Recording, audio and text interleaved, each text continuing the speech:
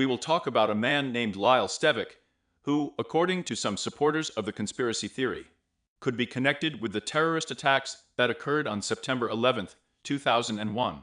A few days later, he will be found hanged in a motel room. It turns out that a person with that name did not exist, and the identity of the man is shrouded in mystery. In 2000, the Lake Wine Motel was still a family business. Barbara, affectionately called Aunt Barb, was a clerk manager at the reception desk. Her nephew Gabe owned a motel and an adjacent store. The motel, built in the 1960s, with 6 rooms in the main building and 2 in the annex, was falling into disrepair. But for the few travelers staying in this picture's corner of the Olympic Peninsula, it didn't matter. The rooms were decent enough, and for less than $50 a night, which was the lowest price in town. Aunt Barb gave Lyle the key to room 8 in the motel annex, and he paid in cash. Behind him was the Olympic Mobile Park, a miniature metropolis of trailers, broken cars. Inside, among the furniture, were a double bed, a dusty carpet, vinyl curtains with nicotine stains, and a glass dressing table. Lyle returned to the front desk in just 60 minutes, flushed, agitated, and anxious. Apparently, the trailer park was too noisy. He wanted to change the number. Even though she had just met him, this second meeting was much more memorable.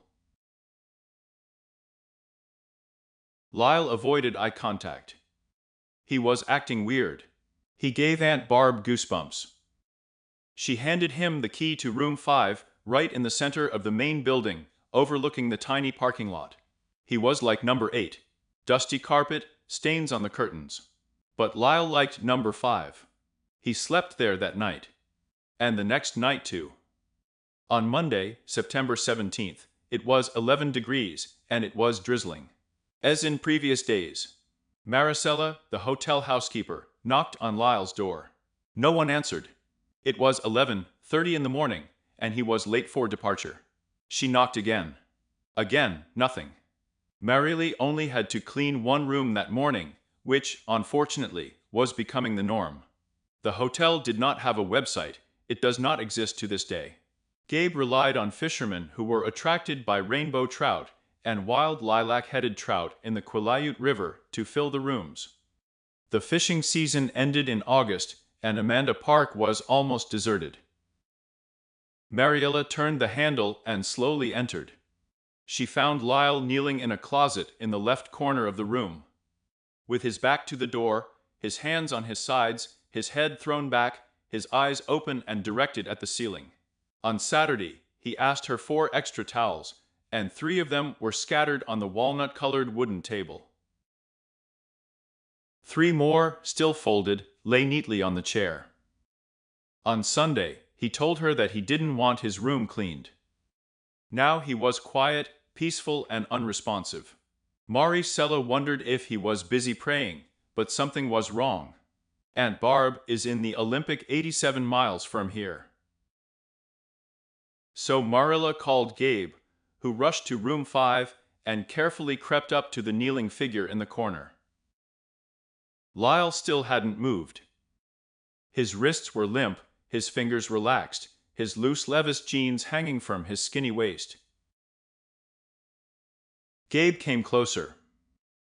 On closer inspection, Gabe saw that the leather belt was tightly wrapped around his throat at one end, and attached to a metal clothes hanger at the other. Lyle's knees were off the floor. He wasn't breathing. He hanged himself. On the nightstand was a folded card with a comment, on the back of which was written for the room. Inside were 8 crisp $20 bills that he had used as payment for the previous 2 nights, as well as a generous tip to boot. Gabe called at 911. A paramedic arrived, then local law enforcement agencies. Lyle's emaciated corpse, 187 centimeters tall and weighing 63 kilograms, was handed over to the local coroner. Lyle didn't leave any documents in room 5. No bank card, no driver's license, no passport. A police detective asked the drivers of the Route 60 buses if they had seen a similar person. None of them did. Another asked members of the Queen Indian tribe if they knew him. No one knew. No one in Amanda Park reported a missing person that week or for any of the following weeks. Law enforcement agencies compared Lyle's DNA, information about his teeth and fingerprints from FBI databases, with data on millions of criminals collected from crime scenes and from crime victims. Nothing matched. The address he entered on the registration card is 1019 from Meridian, Idaho, Progress Avenue. Belonged to Best Western Rama. More than 600 miles from there. The manager who worked there for 6 years did not recognize him in the photo. Lyle Stevic's name was not listed in any database in the telephone directory, search engine, voter list, or census. Lyle Stevic didn't exist. I have worked with many suicides, former police detective Lane Humans wrote on a web of tears, in a popular forum for unsolved mysteries, but I have never had anyone who would make sure that his bill was paid. Humans, now the coroner of Grace Harbor County, which includes Amanda Park, was familiar with mysterious murders and shocking suicides. But this assignment was different. This case was very strange. When Humans arrived at the hotel, he walked around the 5th room, putting his styrofoam coffee cup on the night table. Lyle was still standing in the corner. The belt was still wrapped around his neck. He took a picture of the room. The bedspread was removed from the bed and hung over the only window. Clothes hangers lay on the floor near the chair. The bathroom light was on. The door was ajar. He noticed that the pillows were stuck between the clothing area and the walls on both sides. Perhaps Lyle came up with an improvised punching bag, knowing that he would fight and twitch in his last moments of life. Or an improvised sound barrier so that neighboring guests would not hear his frantic screams. Lyle's suicide would have been excruciating. The clothes rack was only a few centimeters from the floor, and Lyle's legs and feet were in perfect position on his knees. He had to resist an irresistible, instinctive urge to stand up as his body went into survival mode, which suggests he chose partial hanging when the weight of his head acted as a compressive force, blocking his jugular veins and stopping cranial circulation. In Lyle's right front pocket, a pen was attached to his light blue faded jeans. There were 8 $1 bills in the right back pocket. There was a new tube of Colgate toothpaste in the next drawer, Oral-B's toothbrush still in its packaging, and some change. There's a pink hand-read Gideon Bible on the shelf by the bedside table. The hotel put a copy in each room with a bookmark between pages 1050 and 1051, where the first passage of John 12:33 read, "This he said, making it clear what kind of death he would accept." In a small black trash can under the nightstand was yesterday's Morning Daily World, a local newspaper, and an empty plastic Pepsi cup. Next to him was a crumpled sheet of thick paper on which suicide was written in capital letters. Gabe handed Humans the registration card that Lyle filled out at the reception. The handwriting was different from the handwriting on a piece of paper found in the trash. Lyle filled out the registration form and the comment card in his usual handwriting. I think he wrote suicide in block letters, to see how it would look, because he wasn't sure if he had written it correctly. Or he wrote it as a sign so that whoever finds him knows that it's suicide, Humans suggested. Then he realizes that it will be obvious what happened, so he throws the note away. I have seen this handwriting in people with medical education. Maybe Lyle was a doctor or a surgeon. Even if he wasn't, his clothes showed that he made a decent living. Black Timberland shoes of the 10th size. Levis jeans 500, waist 36 inches, length 34 inches, gray t-shirt, fruit of the loom Excel, and underwear hens.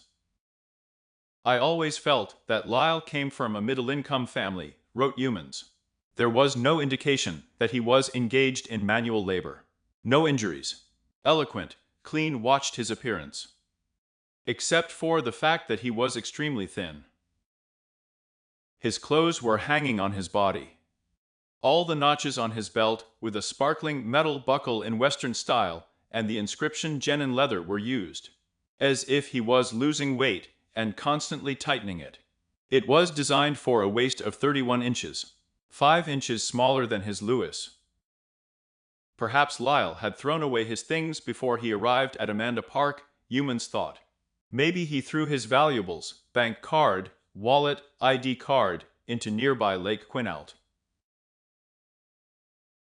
But they didn't search the lake. They didn't have enough evidence that there was anything there.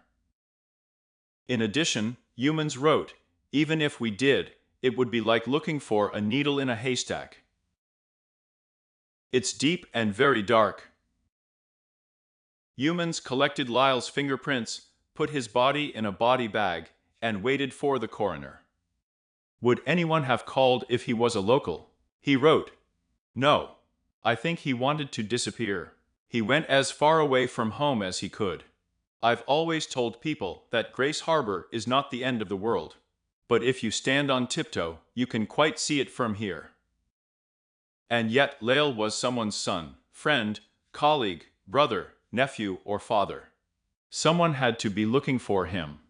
I have investigated several other suicides when people came here from other states and got rid of their identity cards, Humans wrote.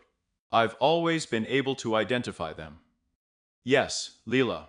On Wednesday, September 19th, it was still 11 degrees, and it was drizzling. Dr. Daniel Dell, the coroner in another small town 50 miles south of Amanda Park, carefully positioned his scalpel and serrated forceps. Lyle was lying on a slab in the center of a bright and sterile autopsy room.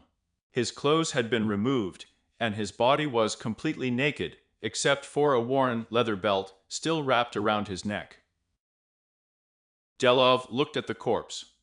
Lyle had partially healed abrasions on his knuckles. He had a scar from an appendectomy. He was circumcised. He guessed that he was about 25 years old. The rest of his body provided a blank canvas. Lyle had no tattoos, no birthmarks, no tan lines, no visible identification marks. From a medical point of view, he didn't have any problems either. The internal organs were in good condition, the lungs were healthy, the nails were clean and well-groomed. He didn't smoke. Delov took urine and blood samples. Lyle was sober when he hanged himself. The coroner assessed the difference in weight, noting that the size of the man's jeans was quite large compared to his body. His age was estimated from 20 to 30 years, which gives an estimated date of birth. From 1971st to 1981st year. However, it was also calculated that he could have been about 35 years old, so the date of his birth could have been 1966th year. It is noteworthy that his teeth were in excellent condition. 4 were removed to upper premolars. The bottom 2 are probably to make room for braces. The result of expensive orthodontics. His clothes, a fruit of the loom t-shirt, pants, Lewis underpants were not soiled. Lila's eyes were brown, and his black hair, combed back, had been recently cut. He had sparse stubble, as well as a small mole on the left side of his chin.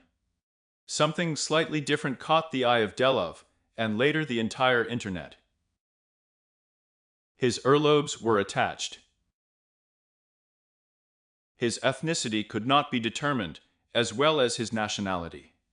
He could be either Spanish or Native American, or a native of the Middle East or a European. It was hard to say. Aunt Barb thought he had a slight Canadian accent, but she couldn't be sure. When Humans passed Lyle's data to the Royal Canadian Mounted Police, the attempt was in vain. As in the US, his fingerprints and DNA didn't match anything in their system. Delov finished his autopsy report, signed his name, and packed his supplies. John Doe's death certificate was vague and invalid. Lyle was buried in an unmarked grave at Fern Hill Cemetery 12 miles away in Aberdeen. He didn't have a funeral or a headstone or flowers. No one knew who he was. Months passed, then years. The investigation froze. Then, in the 26th year, Lyle's case gained momentum on the internet. Sofa detectives began painstakingly combing through the available evidence, exchanging thoughts, theories, and facts with other detectives on internet forums. It wasn't long before Lyle became known around the world.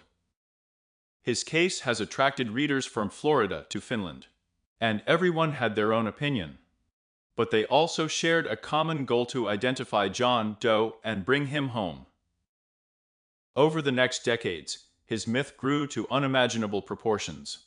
2 groups in the social network, a Wikipedia page, and a special subreddit, he became the object of haiku and fan fiction. The most important thing is that Lyle had a forum on the web slews, a hodgepodge of assumptions, and possible matches gathered from missing person databases like Nemo and the Do Network. They compared his vital signs, hoping to find someone with a similar height, weight, and attached earlobes of Lyle. Not exactly rare, but still something distinctive. 2 camps quickly emerged. Some believed that Lyle Stevick was the real name of a man who avoided public directories, internet search results, and police records, either intentionally or because he was a foreigner. Others thought it was a pseudonym. "I wonder if Lyle was an illegal immigrant," one of the participants of the former camp asked. "Perhaps he was Scandinavian. The surname Stevick is popular in Norway," suggested another. "Or is it a derivative of the Balkan Stevic?" Those who stuck to the pseudonym had their own convincing evidence. Literary rather than etymological. In Joyce Carol Oates' novel 1987, You Have to Remember That.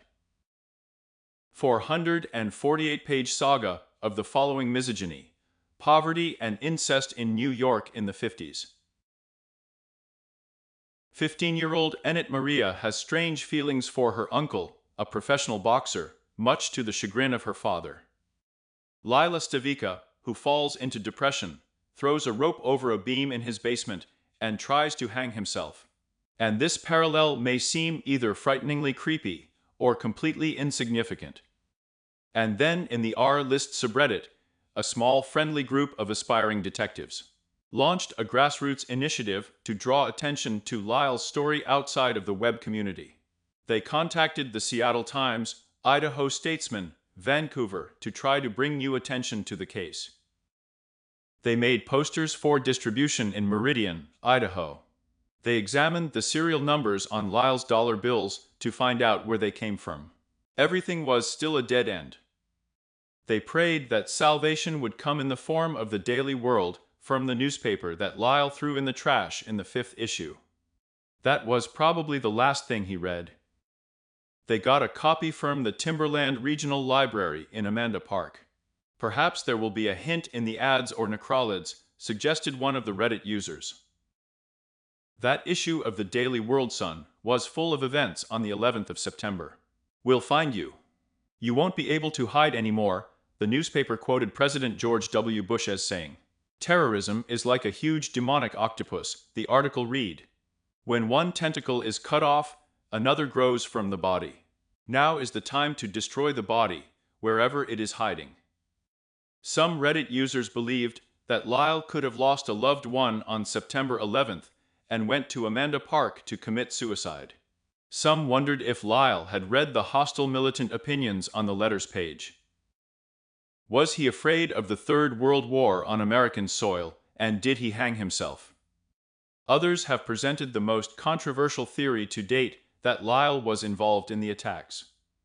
Lyle could have escaped from Manhattan on September 11th, boarded a train, and arrived at Amanda Park for dinner on September 14th, one of the Reddit users suggested.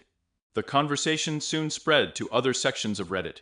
Experts and specialists, dentists, graphologists joined the dialogue. The injury on Lyle's hands is similar to Russell's symptom, one of the Reddit users reflected. The dermatologist agreed. I noticed a healed crust on the middle knuckle of my finger. He probably brushed his teeth shortly before he died, and it healed.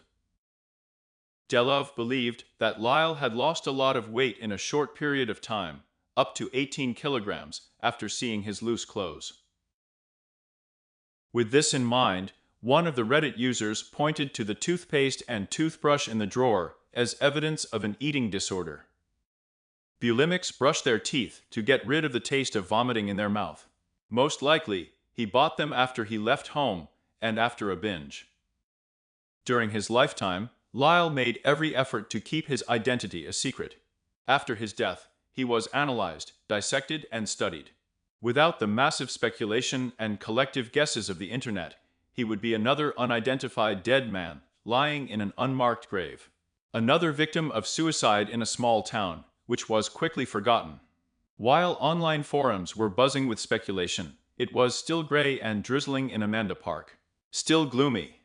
Aunt Barb left the hotel, and Maricello was promoted to manager. Life went on as usual, but Lyle left an indelible mark. Since Stevic's body was discovered fairly quickly after death, experts easily obtained his fingerprints, dental characteristics, and DNA. These identification markers were placed in international databases, including CODIS, but no matches were found.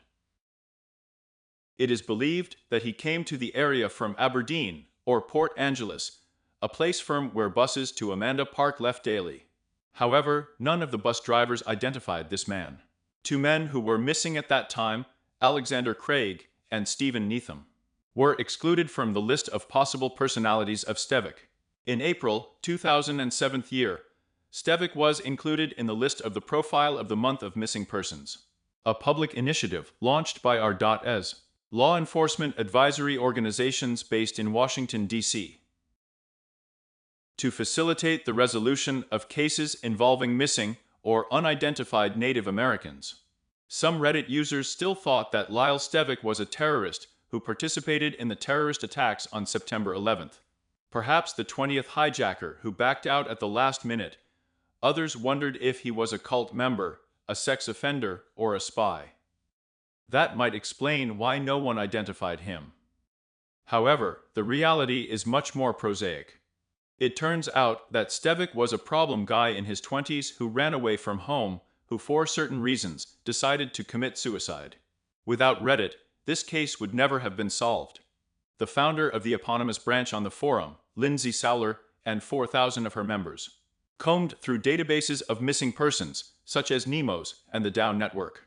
They posted physical characteristics on social media in the hope that someone, somewhere, would recognize him. Not to mention the fact that they were the first to contact DNA Do Project about Stevic in the 2018 year. Two genetic genealogists from the DNA Do Project, Colin Fitzpatrick and Margaret Press, uploaded DNA profiles to get match, in an attempt to link Stevic with people living in Idaho and New Mexico.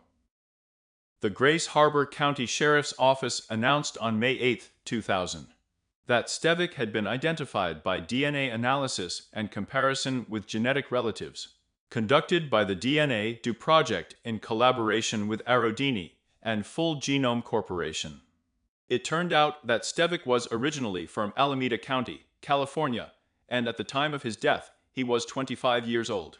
The Grace Harbor County Sheriff's Office notified the man's family, who believed he was alive, and thought he had distanced himself from his family voluntarily. The family of the deceased had a set of his fingerprints taken at an elementary school as part of a child identification program. The sheriff's department compared them with post-mortem prints taken in 2000 and reported that they were the same person. In order to protect him and his privacy, his family decided not to disclose the name of the deceased.